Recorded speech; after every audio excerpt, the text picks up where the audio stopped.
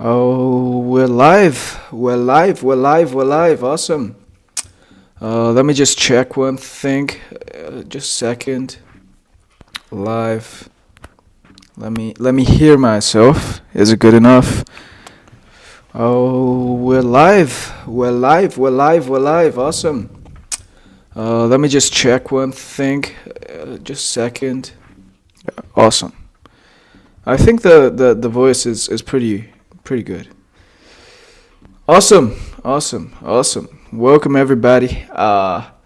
This is a stream in which I'm first gonna do some reactions, which are I've spoken about how I see reactions as an easy way to get some attention and then maybe pivot into something else. But yeah, this is my beautiful dark twisted fantasy. Uh, Awesome. Awesome. It's been a while since I've done this. Like 3 days. 3 or 4 days. 4 days, I believe. Yeah. It's been a while. It's been a while. I have my coffee as always. Coffee is so good, man. I really like this audio. So I've made this playlist of stuff to watch. Um, I've actually not watched any of these. Um, I feel like Indian TV has so much interesting stuff. But yeah, I want to watch this video. And yeah, let's watch this and let's see where it goes. Welcome to the print. 6 years after the Supreme Court declared right to privacy as a fundamental right, India finally has a data protection law. Awesome. The Personal Data Let's Protection go. Act received the President's Let's assent go. and was notified in the Gazette last week. However, so far, the law has received a mixed reaction of sorts, with specific concerns being raised over the wide-ranging government exemptions, among other things. What does the law exactly say? What are the rights and duties that it provides? And what sort of Okay. I don't like their audio, so I'll just show you what I do when I don't want to watch something. I just get the transcript, and you can just copy this, and you can just have an LLM summarize it for you. Especially for low signal stuff, I believe this is the best way to watch it. So if you just copy this, you can just ask a LLM. I usually ask Gemini. Actually, let's use the AI Studio. And you can just ask it to summarize. So, summarize this. And then you paste stuff. And you run it. That's it. that's how you get through a lot of noise, I think. So this video discusses India's new digital Data Protection Act. The law aims to balance individual data protection with lawful data processing needs. The discussion traces the law's origin back to 2012 and highlights the 2017 landmark Puttaswamy case, which I have no idea what it is, which affirmed privacy as a fundamental right and prompted the need for data protection legislation. Several bills were proposed and withdrawn before the current act, which is considered a more concise version, leaving many details to be defined in future rules. Criticism of the law focuses on extensive powers granted to the central government. From what I know, the central government can really violate your privacy, especially in India. But I'm not an Indian citizen, so I don't fully know. But last time I heard that was the case. Key terms like data principal, so the individual, data fiduciary, so the entity processing, so social media, I guess, and consent manager are explained. The government can classify significant data fiduciaries and exempt them from provision. The law, both territorial and extraterritorial reach. A major point of contention is lawful purposes, which is vague. Unlike GDPR, this law imposes duties on data principals, including penalties for suppressing information. The government is granted broad exemptions in good faith. Well, that's not the best way, I think. Protection from legal action. It can also demand information from data fiduciaries. Okay, so pretty much the government can just get your data whenever it feels like it. Data Protection Board is established. Citizens have the right against data fiduciaries in case of breaches, but the law's effectiveness against government breaches is debated. Okay. Data principals have right to be. Oh, okay. So we have the right to get our data erased. Right to be forgotten. Okay. Yeah, this is something that I think more people should make use of. If there was a collective movement that wanted to get their data erased, we could take so much power away from big tech. It's crazy. It's all within the rights granted to us. I think that a coordinate protest against Facebook and big tech taking our data should be paired with a mass request for data erasure. This could be a thing. I'll write it down actually. But yeah, law amends the RTI Act, broadening exemptions by replacing larger public interest with personal information, potentially limiting access to information. Clauses like breakdown of public order are criticized for being overly broad and potentially exploitable by government. Overall, the law is seen as a starting point, but currently is tilted toward government's power rather than being individual-centric and envisioned by the privacy ruling. The effectiveness and balance of the law will largely depend on rules yet to be framed. Okay, so it's a very vague thing. But do you see what happened here? I wanted to watch this video. The video happened to be ass. The video happened to be 30 minutes long. And I feel like we got a good gist of it in We got a good gist of it in a couple minutes just by looking at a summary of the transcript. So, once again, I feel like this is extremely disruptive to content creators. Who wants to create content when somebody can just, you need to be making extremely good videos if people are going to watch them for 20 minutes, So, once again, all the idiots telling you need to be creator to make it in 2027. Yeah, creators are getting fucked as well,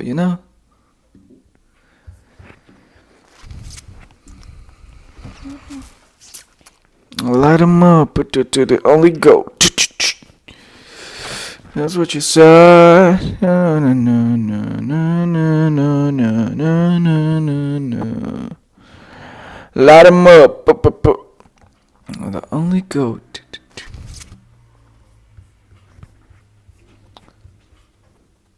That's what you said.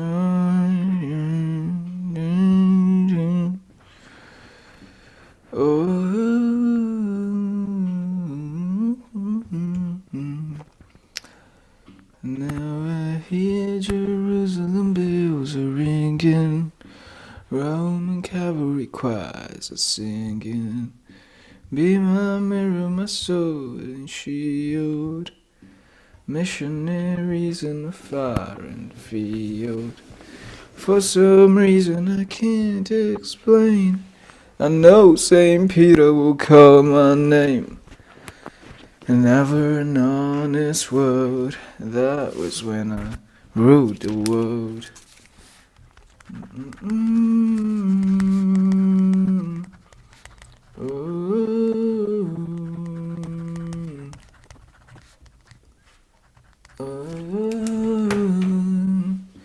I feel like there needs to be a new internet. The internet that we were promised has been erased. It has turned into a money-sucking, attention-sucking machine that absolutely hates us and exploits us users, creators, all of us. Um, we need a new internet, and I guess the first move in that direction is the elimination of algorithms, or at least the control of the individual over the algorithm. You can't trust algorithms by Google to keep your best interests in mind. They will always keep the best interests of Google in mind. That's the point. That's the whole point. Google makes them and uses them and deploys them to make the most money. And lately, making the most money has meant extracting attention almost forcefully with disgusting psychological tricks, and the amount of data that they have over you is crazy. Like, I remember that, there are so many times that Facebook or Instagram is able to predict your personal life. Like, your love life can be predicted by Instagram. It shows you exactly that kind of meme that represents your sentimental status. YouTube sometimes just shows you like the craziest thing. The messaging that these platforms have promoted is fundamentally morally bankrupt. It's promoting degeneracy. It's promoting course scamming. It's promoting OnlyFans. It's promoting prostitution, because that's what gets the most likes. It promotes the usage of steroids. And do you see how many misaligned incentives these platforms have introduced into our lives? And nobody did steroids 15 years ago, and if they did, they were like total rejects of society. But nowadays, they're the ones getting the most views on the internet. Do you see what it does? Like, the fact that all normal people have been erased from the internet makes it so that the exception is much more often disruptive than educational or a valid source of truth or learning. So I feel like the internet has deranged. It's gone into being something extremely bankrupt morally. It's tried to extract all the resources it could, leaving nothing. And the whole ecosystem has evolved into just money-hungry people all over one another. Even I'll take the blame. I also do like reactions to videos that it's just the easiest way to make videos and to make a lot of them. And I know that this is exploitative, but this is allowed. A lot of exploitative practices have become the norm. A lot of things that should not be happening are happening, and I think that the internet has totally gone from this beautiful public library to this dystopian online shopping center. It's disgusting. And the good thing is we can do something about this. The good thing is that the constitutions still protect us. Not as much as they should, but they do. It's within our legal rights to ask for big tech to eliminate the data that they have about us. Do you see how beautiful that is? You can also get copies of it. You can store it for yourself. I think that fundamentally, the point is, the rights to ownership of the data should be of the individual and not the corporations. And I believe that, the algorithms, you can run them. You can have the data and run the algorithms for yourself. I think that, that's the rights to ownership of the data should be of the individual that has produced them, because otherwise we are deranging into a new techno-feudalism, which is fueled by the data. Like, the fact that these platforms can do this is crazy. But yeah, I think that the right to be forgotten should be exercised.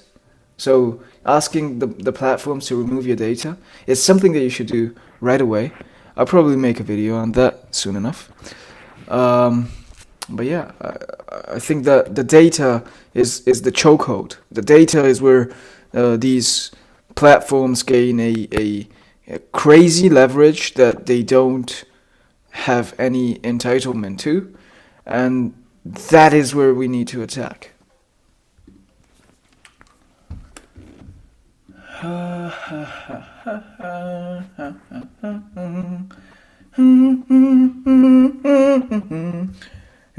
na na na na na na na na na na. No. I will piss a second. Yeah, I'll be back in a second.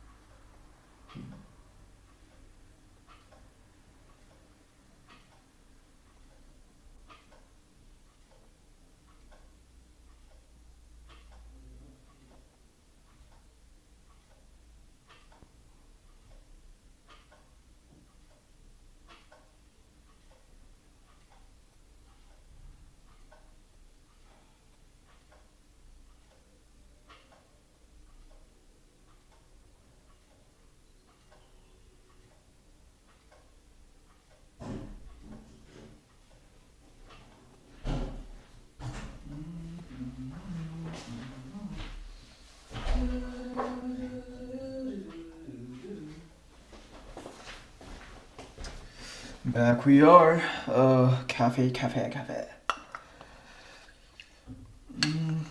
No, drink davvero banaccio. No, un drink molto più banaccio.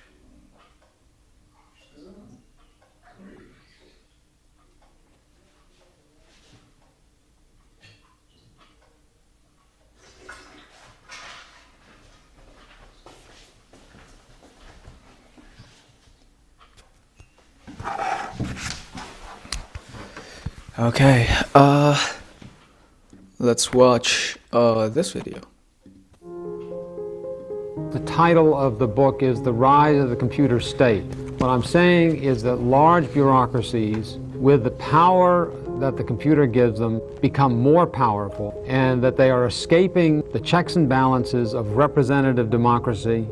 In 1983, Absolutely. New York Times reporter David Burnham warned that the integration of computers into every aspect of daily life could lead to a level of automated surveillance unknown in any previous age. For society to change course, Burnham argued, citizens would need to rise up through the democratic process and demand new legal protections to safeguard their privacy. There are ways to deal with it. We have done it.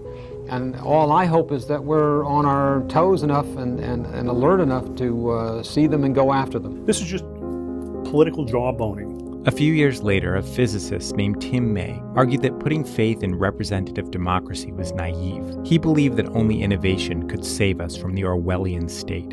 The interesting things that had happened had been technological changes: the telephone, the copy machine, the VCR, computers.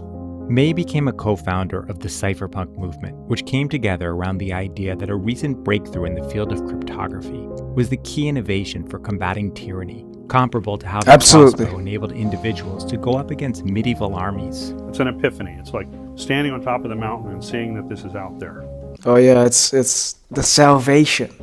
Coming up, Reason takes a look at how one community came to see cryptography as a powerful weapon for defeating Big Brother. Here's part 2 in a 4-part series on how the cypherpunk movement anticipated the promise and the peril that lay ahead when the internet upended the world.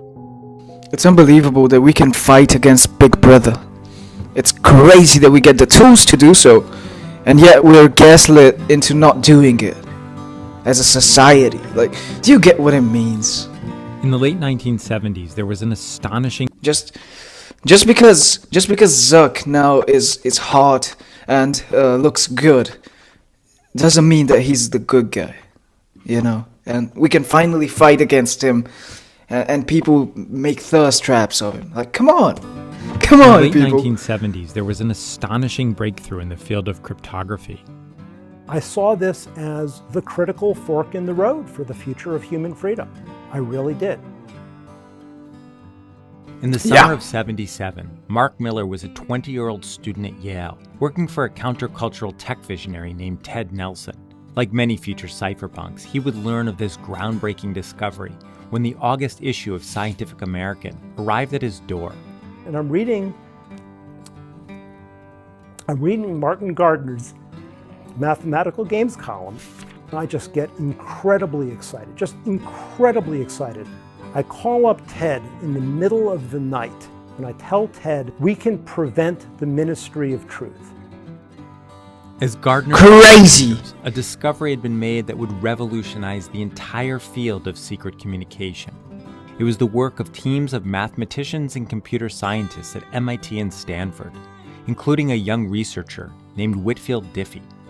If you look at 1791, at the moment of the Bill of Rights, impenetrably private conversations dominated. What the framers didn't foresee is that private communication would happen via computers sending messages across the world that could easily be intercepted. Public key cryptography gives you a mechanism whereby you can recover this ability to have an impenetrably private conversation between two people. The beautiful thing about cryptography is that it safeguards you. You can directly send your message to someone else without there being intermediaries. That is extremely powerful, especially nowadays when you realize that even you watching this video is not me directly showing it to you, but it's me putting it on YouTube and then YouTube showing it to you, but YouTube gets to see it as well. YouTube gets to distribute it. YouTube gets to even corrupt it. It can block it. It can alter it. It can do anything that it wants. It's not me talking to you, even if you may think that is. It's me using YouTube to talk to you. It's very different. Look at this. A cipher. Well, let's go back to the office and get started on it. Sending a secret message used to involve translating words through a secret code that spies and government agents could potentially crack. Phil, I think I've got it. Good. Z is D. V is E. Anyone sending and receiving messages also had to have a copy of the secret key or translation device, just like the decipher rings collected by American school children, starting in the 1930s. Here's how you can get one for your very own. First, get a jar of chocolate-flavored Ovaltine. Public key cryptography made decoding devices unnecessary and figuring out the pattern effectively impossible. The big breakthrough was an easy-to-solve mathematical formula that you could funnel words into just as easily as dropping them through a trap door. But if you flipped the problem around and tried to pull the message out the other side, in that direction the formula was almost impossible to solve, such that even a supercomputer trying random numbers would need 40 quadrillion years to surface the answer. But the person who set up the mathematical formula, or trapdoor, held the answer to the problem or secret code, making it possible for that person to retrieve the original message. It could also be compared to the most ubiquitous trapdoor system for sending messages. Consider a mailbox. Anyone can throw a letter in a mailbox, but only the mailman who has a key can take it out. Anyone in the world could set up one of these equations, serving as the mailman of his or her very own impenetrable virtual letterbox. And because that individual could prove ownership of the mailbox by opening it with the only known key, public key cryptography also made it possible to set up a provable identity on the internet, completely disconnected from any real-world personal information. Knowing economics the way you do and looking at what's happening with the internet, what can you see happening way out there in the future? The most striking non-obvious thing is that current technologies are in the process of giving us a level of privacy we have never had before. Essentially, yeah, it didn't happen. This did not happen at all because, well, big tech got in the way. Well-known ways available in free software of encrypting messages so that only the intended recipient can read them, so that if the FBI intercepts them, it's gibberish to them. One way of reading the Second Amendment is that it was a way of making sure that if the government tried to suppress the people would win. And the militia wouldn't be very good, but it would outnumber the professionals 100 to 1. Oh, yeah. In the modern world, the weapons that the Army has differ by a lot more than they did in the 18th century. Yeah, today weapons are software. But I also think that if you look at what politics are like nowadays, the real wars between the government and the population are information wars, not physical wars. Encryption means that they can't arrest you, they can't blackmail your key people, they can't do any of the things governments might do to make sure that public information is what they want. We've seen it being done a lot lately. Like, meanwhile, the U.S. a lot of censorship, a lot of propaganda. It's crazy. It's crazy how much all of this, despite us having the technical skills to stop it, has not been done. He was doing everything in its power to keep this new tool out of the hands of the public. Well, somebody once said to me, if you think New Directions had an impact on the outside world, you should have seen the impact it had at NSA. In part 3 in this series, we'll look at the U.S. government's effort to halt the widespread use of public key cryptography by threatening criminal prosecution, and the legal and public relations battle waged by one founding member of the cypherpunks for freedom of speech in software. Oh yeah. Awesome. This channel is absolutely awesome. Reason TV. No wonder this got like so few views. You know, this is another act of censorship, I believe. Because a video like this on a channel that has 1.17 million subscribers doesn't get 36,000 views, you know. But yeah, awesome video. Cypherpunks are absolutely heroes. Just like Snowden, just like people fighting for the privacy of the populace. Big Brother needs to be stopped, you know. And the arms of Big Brother are big tech. The ministries of 1984 are big tech. It's, you know, it's crazy to believe, but at the moment, cryptography is the most powerful tool that we have to fight against it.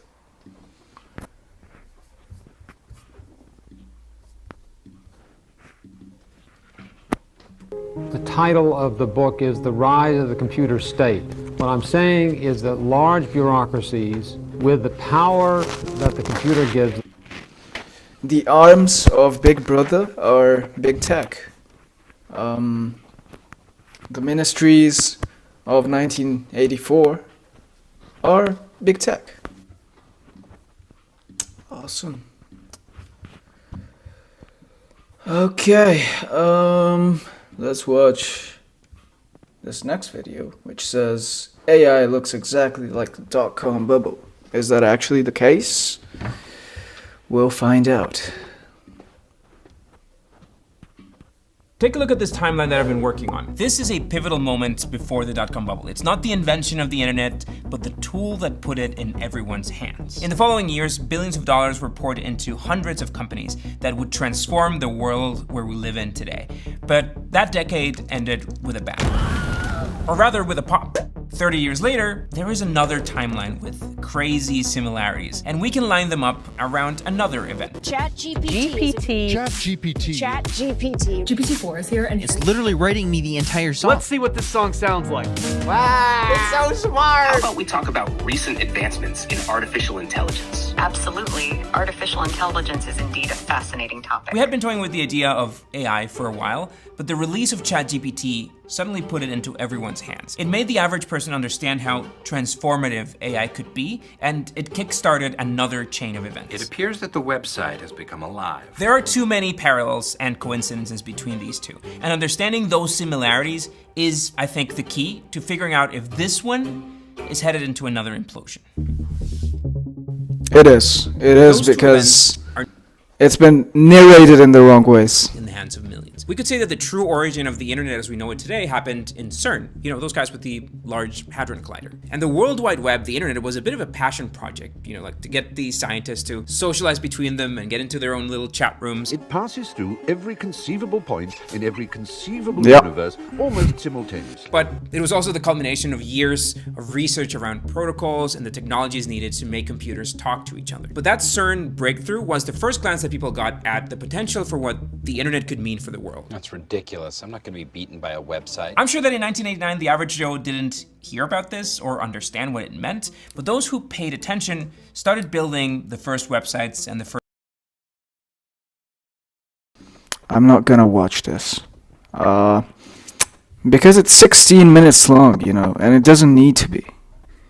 I feel like I can just get a gist of what he says by just copying the transcript and you know, just summarizing it with AI and seeing what it says. Yeah, so let's do that.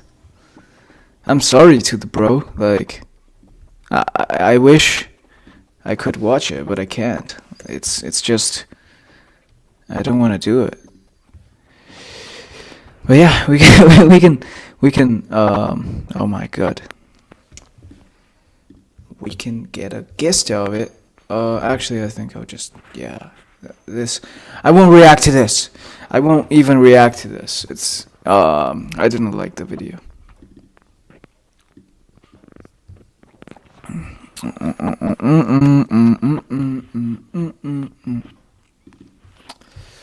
I won't react to this. I didn't like the video. But like, you know, it's a good video, I guess. It was well made. It's just I didn't want to watch it, you know. It's my fault, not his. Let's watch the next one.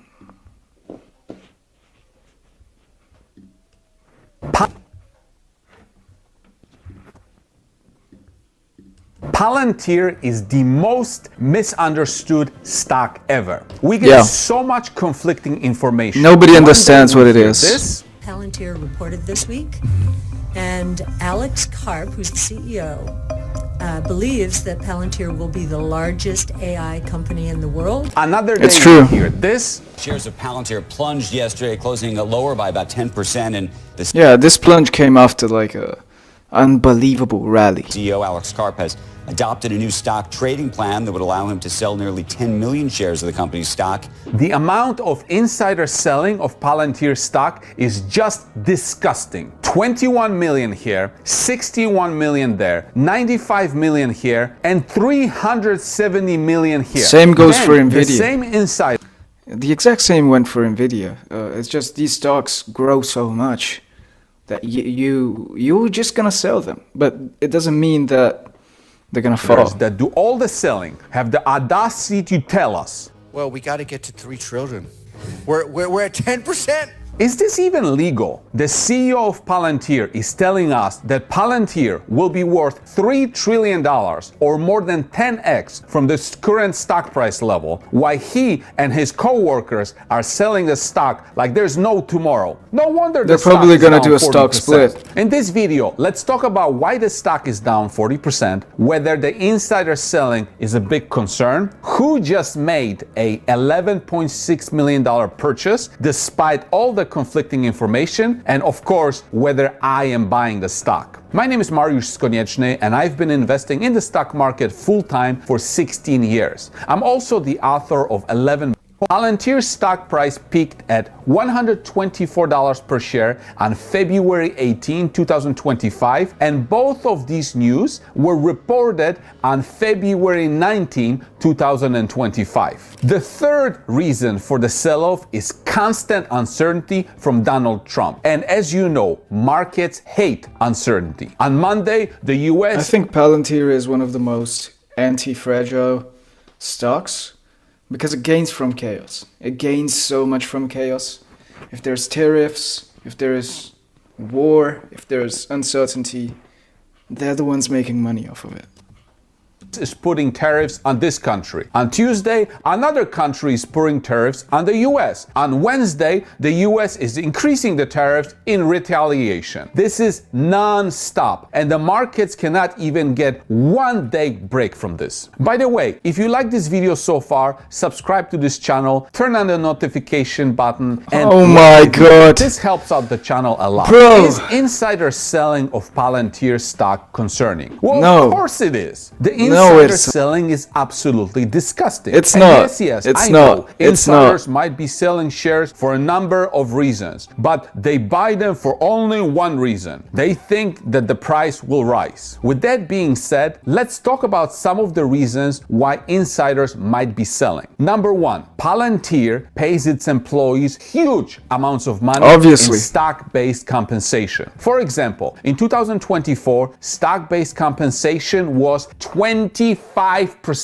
of total revenues. So of course, if you pay them in shares, they will sell the shares. Palantir has been criticized for such high stock-based compensation because this dilutes shareholders and lowers profitability. For example, in 2022, net income was negative $371 million, while stock-based compensation was $564 million. So the company could have been profitable if stock-based compensation was lower. On the flip side, Palantir does this because it wants to incentivize its high-valued employees. Number two, diversify. If you were Palantir's employee, wouldn't you want to diversify your wealth just a little bit? Number three, Palantir stock is not cheap. Yeah, it's very high.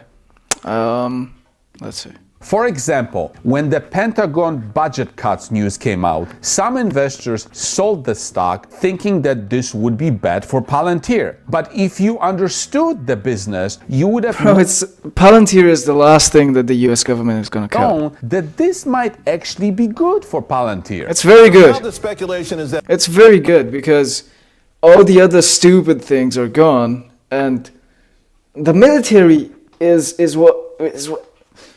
Come on, in times of uncertainty, are you going to defund the military? Doge will have a negative impact on Palantir. I mean, how often have critics of Palantir been right? And it's like, if you want to reform an institution, whether it's commercial or government or anything, what is the first thing you're going to do? Change the unit economics, make the customer experience better. How are you going to do that realistically in the West? You're going to buy the best software and implement it. Who are you going to buy from? I already made a video on Palantir, so I suggest you watch it after this video. But to briefly summarize, Palantir helps its clients make actionable decisions from data. Businesses have data in all sorts of places and formats. Palantir's software is able to aggregate this data and serve it back to the clients in a way that clients can get a return on investment. Clients can increase revenues, lower expenses, or just become more efficient. Ultimately, our customers' missions should not be constrained to the requirements or the limits of their software, right? You shouldn't be shaping your business to the software. You should be shaping your software to the business. And how is this working? Well, look at the revenues. Stares straight to the ceiling. Look at the margins. Gross profit margins are 80%. Absolutely amazing. 2023 was the first year that Palantir became profitable. And of course, the stock price went up more than 1,000% even after this recent correction. The demand for Palantir's products is exploding. At this point, we have an avalanche of demand, especially in the U.S. Listen to what the clients say about why they're using Palantir's product. Here's what Walgreens had to say. So this map details the real-time view of 4,000 stores currently supported.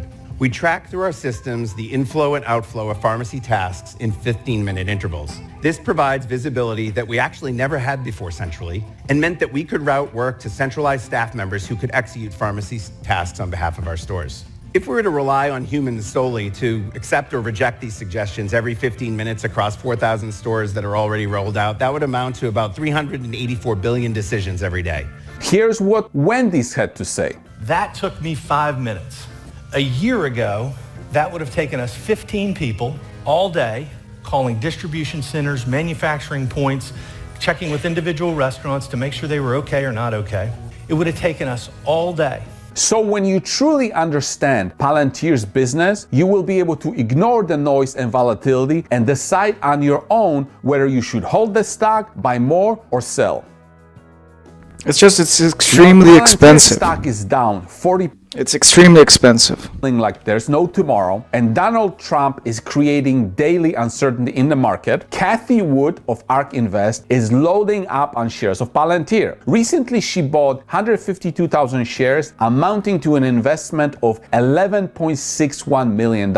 In total, Palantir represents 6% weighting in ARK Invest portfolio. That's more than $310 million worth of Palantir shares. She has been a bull of the stock for quite some time. Originally, she bought the stock in 2021, but then exited the position in early 2022. Later, in May 2023, she re-established the position. Am I buying the stock of Palantir? I love everything about Palantir stock except one thing. You see, I love revenue growth, margins, value proposition, and client stickiness. I don't like insider selling, but I can deal with this because the business has a bright future. However, I absolutely hate the valuation, and too many investors are excited about the company, and therefore they bid up the share price so high that I have to go to other places to find more value for my money. If you enjoyed this video... Yeah, it's almost too late. It's almost too late.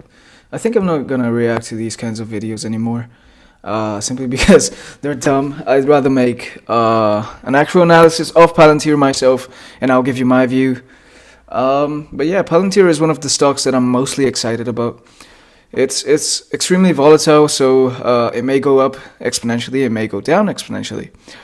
But I think that once a business adopts it, as we've seen with, those testimonials, which may or may not be biased, but once a business adopts it, it's very difficult to get to let it go.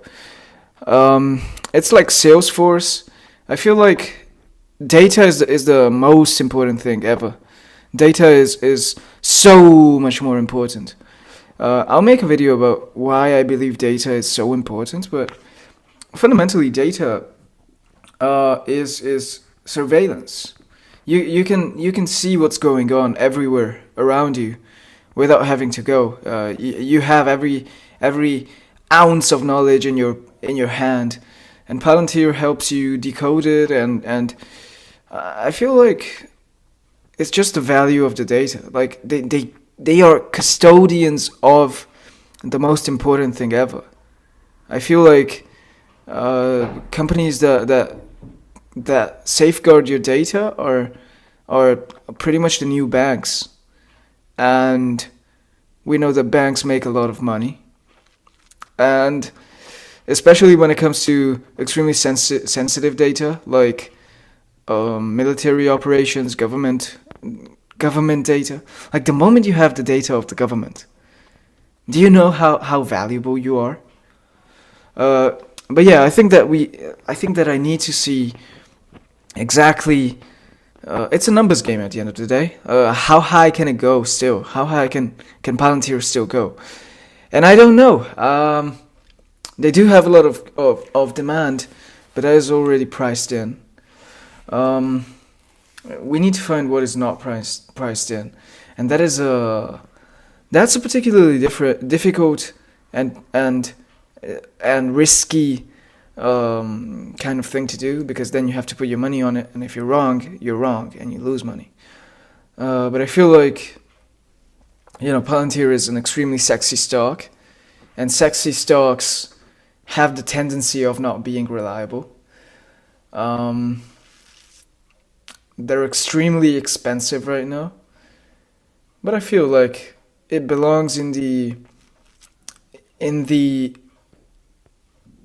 over 100 kind of area, and I feel like it's inevitable for a company this big to go ahead with a stock split, since their profit to earnings ratio is crazy, since the business has grown exponentially, since now they've come out and the stock did a 10x, even more than a 10x over the course of the last couple years. It's sort of inevitable they're gonna go ahead with a stock split, and that will further fuel the prices up. Okay, yeah, I feel like I'm gonna stop watching these kinds of videos, I don't want to watch this guy tell me what he thinks about Palantir and then be a sort of intermediary between him and This video was brought to you by Ren. More on them later on in the video. Is AI generated writing real? My last video was written by a machine learning algorithm that had been trained on all of my previous video scripts, and while I was making that video, I kept thinking about this question. What is the difference between that AI's script and my scripts that I write? It turns out this is a pretty popular question, especially when it comes to academic writing. AIs, or to be specific, machine learning algorithms. I know that many people don't consider them AI, but AI is a lot easier to say and write, so that's the term I'm going to be using throughout this video. If you have a better term that I can use that isn't a mouthful, then please share it in the comments. Anyway, AIs are certainly capable of writing convincingly, and they're growing in popularity, especially among students, if all of these publications are to be believed. Many teachers are voicing complaints about students using AI to write their essays for them, and as an ex-English teacher who literally has multiple degrees in writing and the teaching of writing, I wanted to explore this AI essay writing phenomenon and finally— Yeah, let's explore it. Let's see. What really makes AI writing any different than human-generated writing? Or in other words, is AI-generated writing real? Now, I'm not going to be talking about AI-generated art in this video because that is a whole separate question. I am talking about the question of, if you use an AI to write something for you, does that count as you writing something? Or if an AI writes a piece of text, is that text just as valid as a human-written piece of text? We're not going to be talking about the definition of art or who owns art or anything super abstract like that. We are going to be talking about writing as it happens in real life and how AIs affect it. But before I give my perspective, I am curious about what you all think. Is AI writing real? Without further ado, we need to make sure that we understand how AI-generated writing actually works.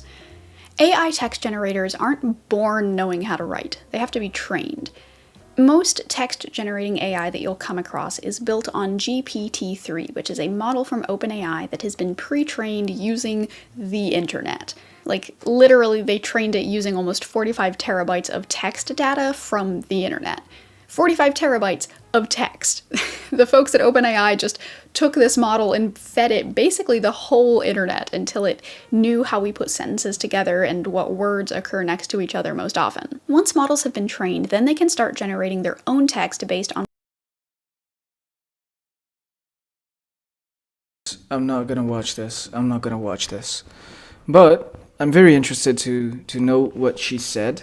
It's just, it's a pretty old video. It's 2 years ago. I just realized. So we're just gonna summarize it and see. Summarize. Two.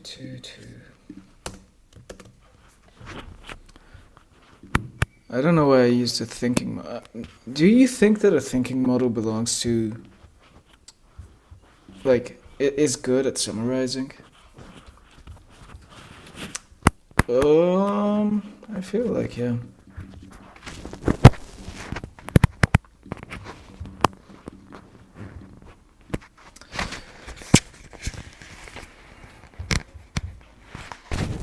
I didn't exceed the quota. Come on, bro! I didn't exceed any quota. Okay, so, what does this say? Here's a summary of the video. The video explores the question of whether AI-generated writing is real writing compared to human writing, particularly in context of academic essays. How AI writes. AI text generators are trained on vast amounts of internet data. They learn statistical patterns of how words are typically used together. Yeah, exactly. They generate text word by word, predicting the next word based on the preceding within their limited memory context window. Simple AI writing tools like autocorrect and autocomplete are already integrated into daily writing, suggesting AI isn't entirely separate from human writing processes. Key differences. The context problem. AI doesn't understand the meaning of words or the real world. It only recognizes patterns and correlations between the worlds. This lack of understanding leads to nonsensical outputs, e.g. mixing juice is poison, bleach is okay, and the replication of biases, as it cannot grasp negative connotations of... Yeah, AI doesn't know what racism actually is. Like, it can tell you a textbook definition of it, it can tell you... I can tell you a lot of things about racism, but it just cannot experience it. Human writing is a recursive process. Writers brainstorm, draft, revise, think simultaneously, constantly looking back and ahead, generating new ideas through the act of writing. AI writing is linear and lacks deep structural planning, goal setting, or the ability to involve in thoughtful...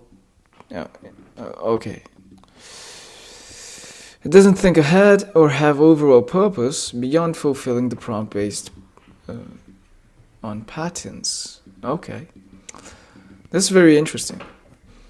Is AI writing real? If real means just sounding like a human, then AI writing can sometimes achieve this. I think that by now it can achieve this pretty often, especially if you fine-tune a model on, some sort of... ideas and stuff, some sort of very human text. Because right now if you go to a general language model, it's going to be pretty artificious and pretty uninteresting and boring and corporate. But if you fine tune it on real data, it can actually be extremely interesting. Speaker suggests students use AI for essays they don't perceive as... Wait a second. Speaker suggests students use AI for essays they perceive as pointless busy work. If an assignment can be completed by an AI, perhaps the assignment itself isn't effectively teaching the crucial, uniquely human aspect of writing. That's extremely true. Good writing requires human skills like metacognition, understanding context, which algorithms cannot replicate or assess meaningfully.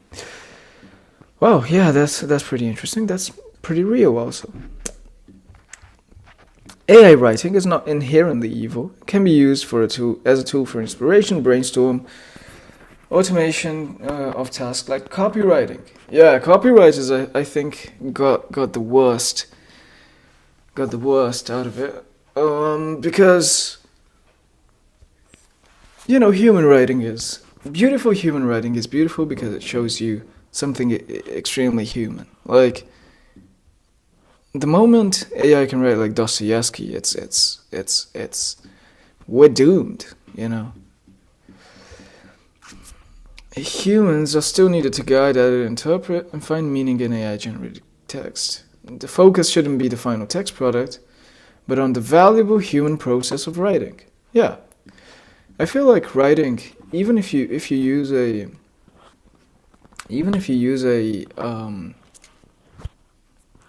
what is it called? Even if you use a AI to write, it's like a magic pen, but you still need to give it what to write. You still need to think about it. You still need to, you still need to do a lot of things. And the value and the beauty of AI, of text, of writing, is not so much in the final product, but as much as that in the process that leads to the creation of it.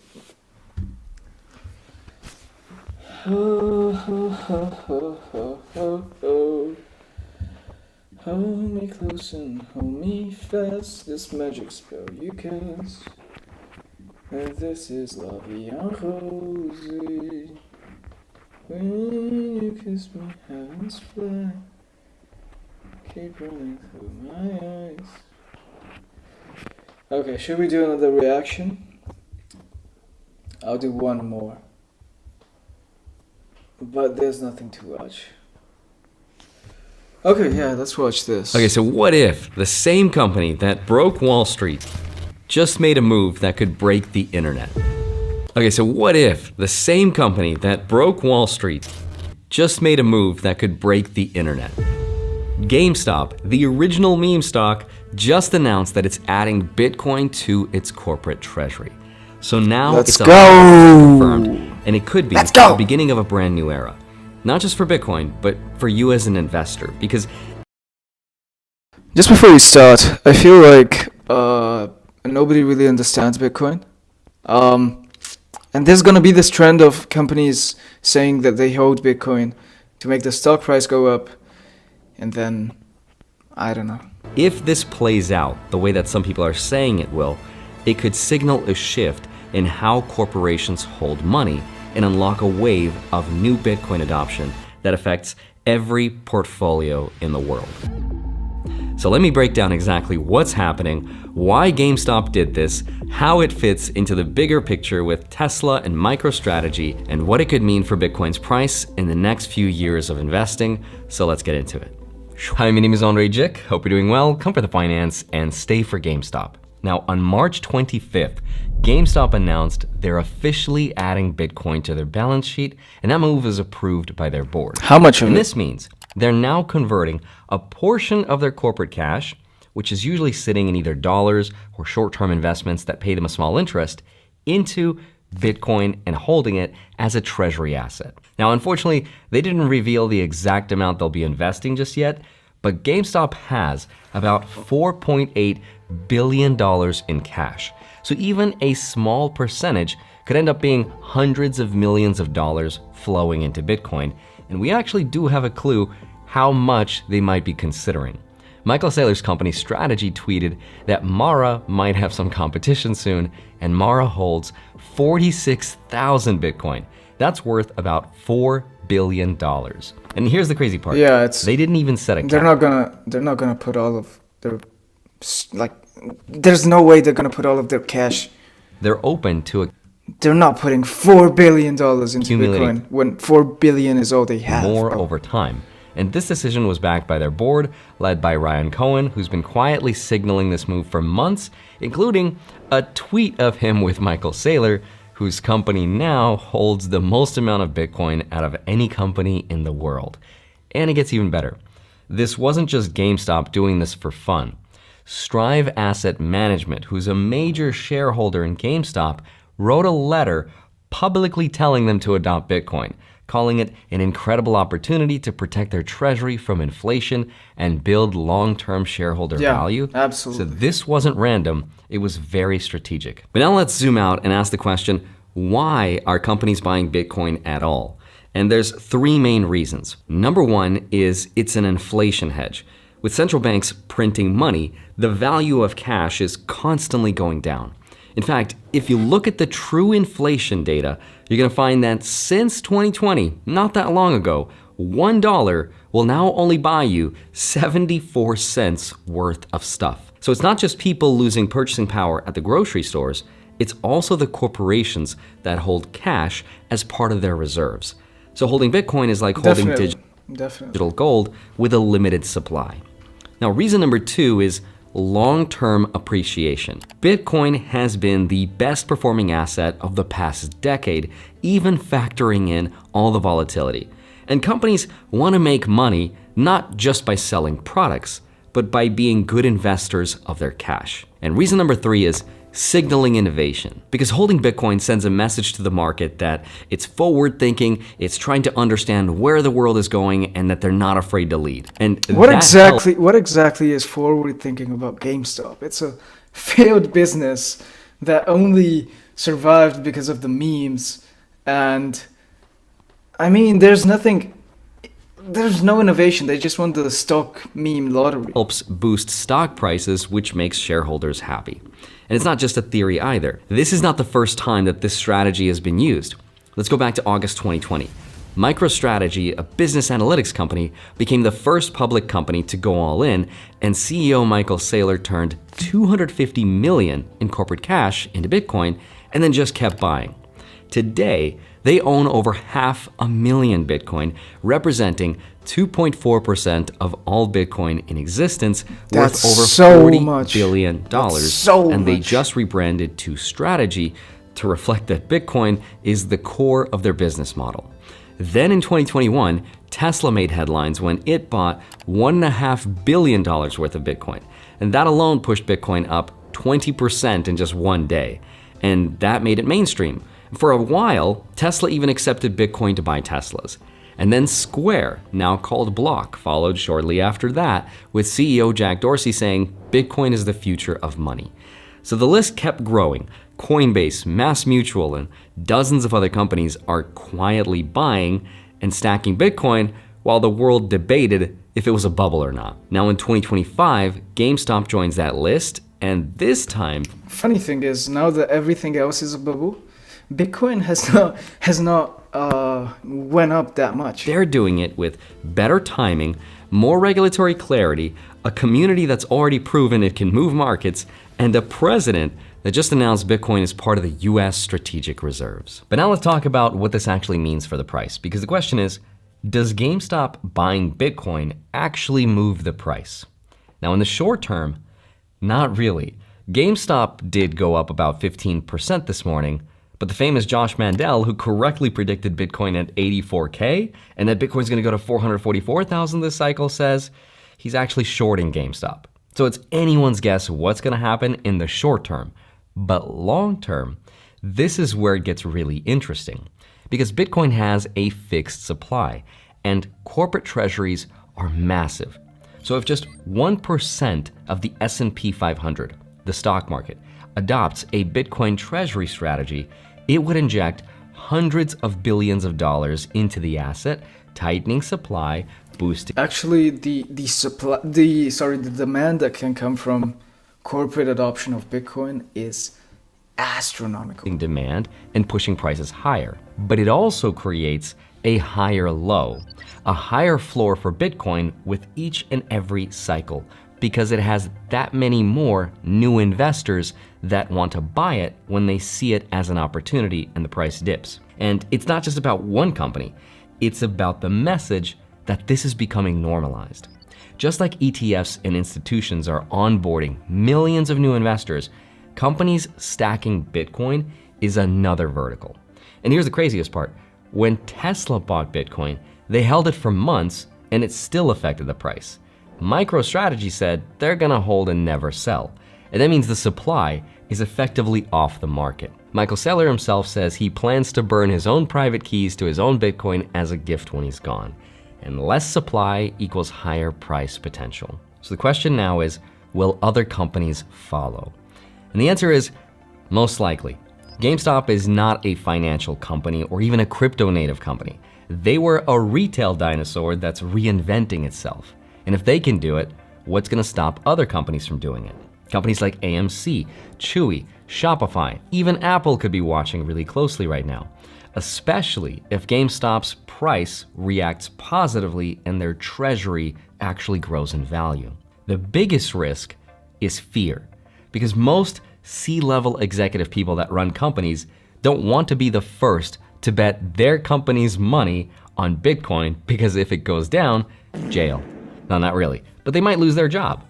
And now though, the United States is gonna start buying soon, so they're not gonna be the first, they're not even gonna be the second, and the more that jump in, the safer it becomes. It's a classic S-curve of adoption, and we might just be right at that acceleration point. But now let me just tie it all together. Yeah, interesting. I think that a lot of businesses that have little to no space to go up have a great incentive to invest in Bitcoin, for sure. And let's bring it back to the investor that might be watching this very boring video that I put together last minute. So what happens to our portfolios? So Bitcoin is going mainstream, and the story has changed from what if it fails and is it a bubble to what if this becomes part of every major balance sheet on Earth. So the opportunity is still what people call asymmetric, meaning the risk to reward is still so imbalanced that it's in favor of at least having some than not having any at all. And if corporate adoption continues, I think we're still early. Bitcoin might already be close to 100K, but the road to 250 and 444 and 500 or even a million. These are just random numbers. That crazy in this context. These are just random numbers. Me personally, Bitcoin still represents. But yeah, the way other assets have grown exponentially, like houses, like gold, just makes you think about Bitcoin. If an actual bubble pops, it can actually go pretty high. Not these random numbers, but I see it like in the 150 area. But that's a uneducated vibes guess. Between 25 to 30% of my net worth, depending on the day. And my logic is I'm younger and I can take the risk and the volatility, but that might not be true for everyone. Yeah. I can make a separate video about that. But I do think that there is a risk. In the future, as more and more companies start to adopt this strategy, crypto-themed stocks will probably become the new altcoins. So just be careful when that happens and which companies you choose to invest in. But overall, this is history repeating itself. First it was gold, then it was cash, and now Bitcoin might be the next chapter in reserve assets, especially for my generation. So GameStop just made Bitcoin a boardroom asset, and it's no longer just retail versus Wall Street, it's Bitcoin on Wall Street, and that shift changes everything. And if you do decide to get some, this video is sponsored by yours truly. If you'd like to learn how to sell... Oh my god, okay. So anyway, yeah, so if you invest in GameStop, you're quite literally investing in Bitcoin because all they have to offer is their cash reserves and no business at all. Like the stock is only held up by Bitcoin. So it's more of a like stable coin kind of thing, I guess. I'm not really sure about how stable coins work. This was a pretty good video by Andre Gick. I used to really follow him, not so much lately. But yeah, pretty good video, kind of interesting. So GameStop is buying Bitcoin for itself as a store of value. And that makes a lot of sense. And if you're sitting on $4 billion in Bitcoin, sorry, in cash, even if you just buy like 1 billion, bro, like it's gonna be volatile in the short term, but in the long run, it's always been a wise investment. And I feel like if you hold Bitcoin from previous cycles, like the kind of money that can come out of this is absolutely bonkers. It's absolutely crazy. Okay, I feel like we've reacted enough. I don't want to do any more reactions. So I'll just upload these videos. A lot of videos are going to be coming out today on my channel. I think I've made some like extremely funny ones. So we're going to see about that. So this video, these are all to upload, I guess. This, upload. This, upload. These 4. What about this? 100 gig. And this one we're gonna keep aside. But yeah, pretty good. 5 videos in 1 hour. Like, the crazy thing about streaming is that it took me 1 hour and 9 minutes to make 5 videos. And like, you know, do you see how much easier it is to just react to shit rather than like fucking writing stuff, writing a video. Like, the kind of work that these guys go through is so much more, and then someone just can come along and do whatever he wants and feels, and you know. So anyway, reactions are sort of like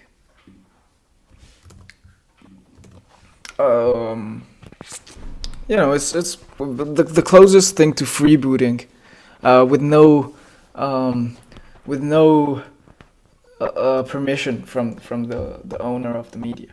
So that's something. I feel like, you know, a reaction makes sense if you're adding a lot of value to it. Otherwise, you're just freebooting pretty much. And I guess it should be regulated, you know.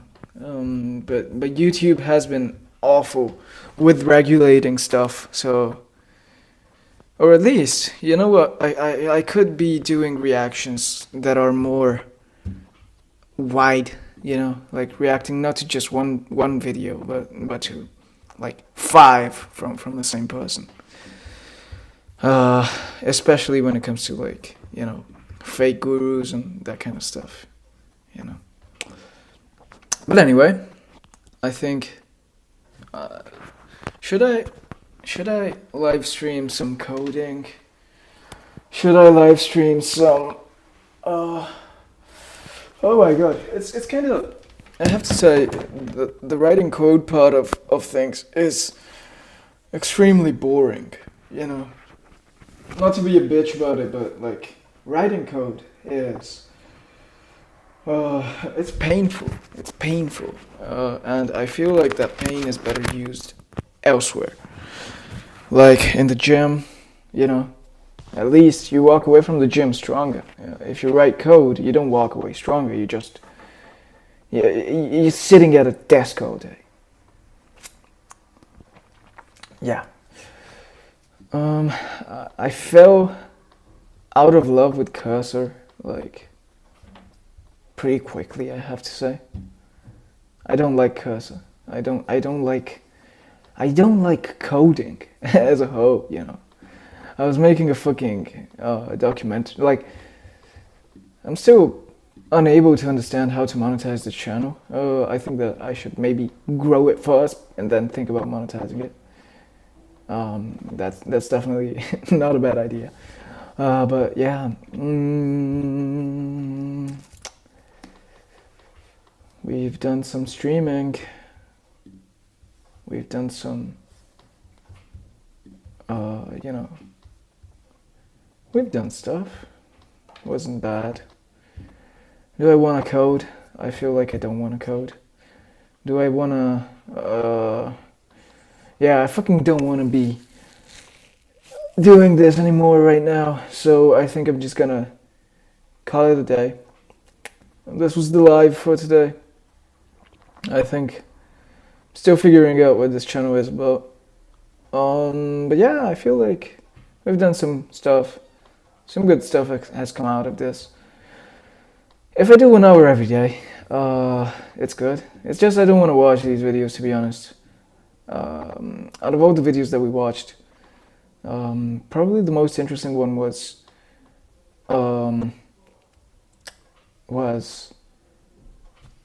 let me think about it.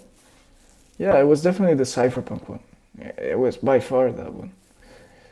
But yeah, I'll put the stream in pause. Maybe I'll come back soon. But yeah, for now, the streaming is indefinitely paused.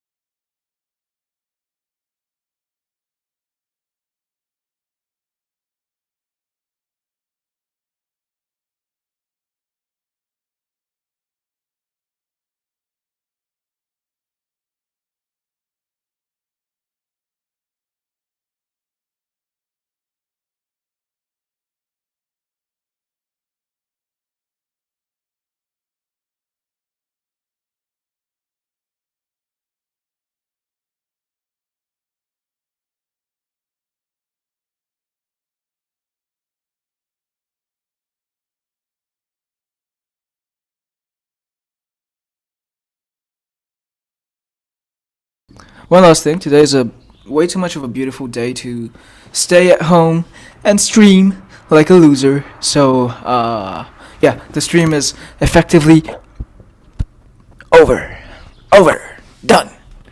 And yeah, I feel like streaming. I think that for streaming, I need to either be more consistent or be more. Have a planned stream, you know.